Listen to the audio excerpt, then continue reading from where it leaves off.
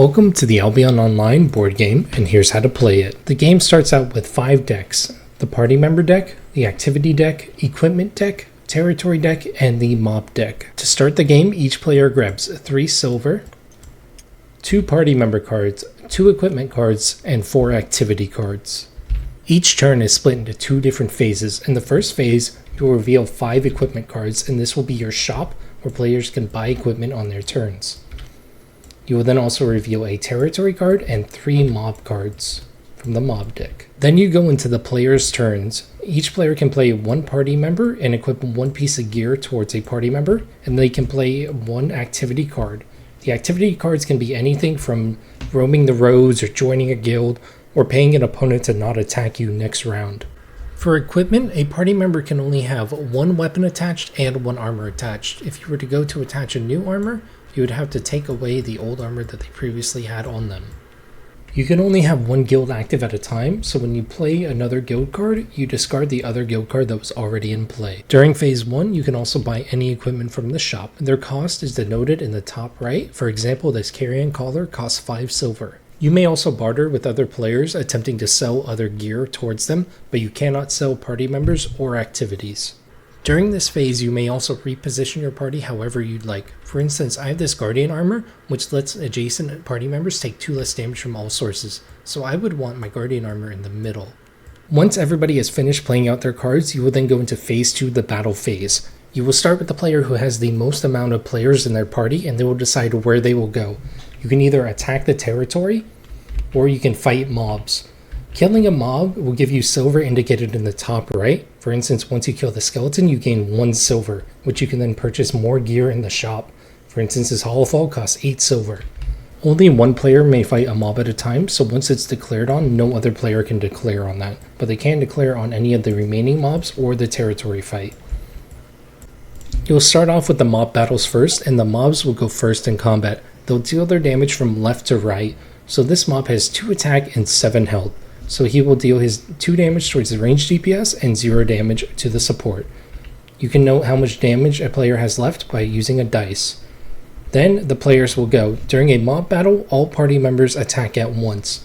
So this mob will take 5 damage and 2 damage, which will then deal 7 damage, killing him, and we will claim the reward of 1 silver. In other mob battles, a mob may deal 4 damage and instantly kill this ranged DPS. When a player is knocked out in a mob battle, you flip them over and they cannot be used for the remainder of the battle. During a territory battle, all players that opted into the territory battle will take turns fighting each other. For instance, let's say there are 3 people in this territory battle. The person who chose to go into the territory battle first has the initiative. So let's say this ranged DPS went first. On a PvP battle, you can only activate 1 player and 1 gear at the same turn.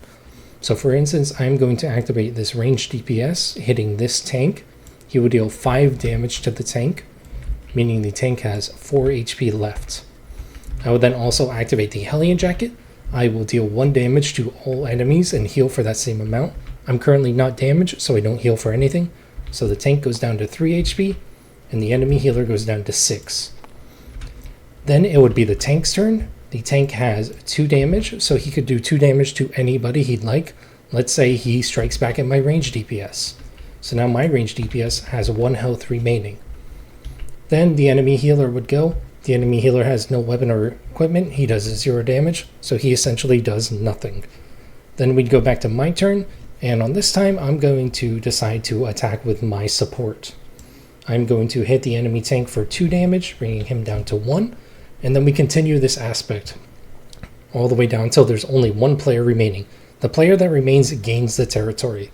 If any party members were to drop to 0 HP during a PvP battle, they are knocked out similar to mobs, but whoever killed them gets their equipment. Once you win the territory, they'll have a value in the top right. Red Tree Enclave has 4, so that grants you 4 fame. You win the game by having a total of 10 fame from territories. And some territories will have special aspects, like Red Tree Enclave. You gain double rewards from mob battles while you retain Red Tree Enclave. After phase 2 is over, each player will draw 1 card from each of the decks. You'll pull a new territory card, 3 new mobs to fight in the next round, and you will restock the shop with any equipment that were missing up to 5. The game is still in early development, and while there are 80 cards on the deck, a lot of them are duplicates, so there is probably around 50 to 60 total cards right now. I plan to add all equipment and weapons and a bunch more party members and activities. Please just go ahead and play the game and leave any feedback that you can. The workshop link will be posted in the description, or you can search for it on the Tabletop Simulator Workshop. The title is Albion Online Board Game.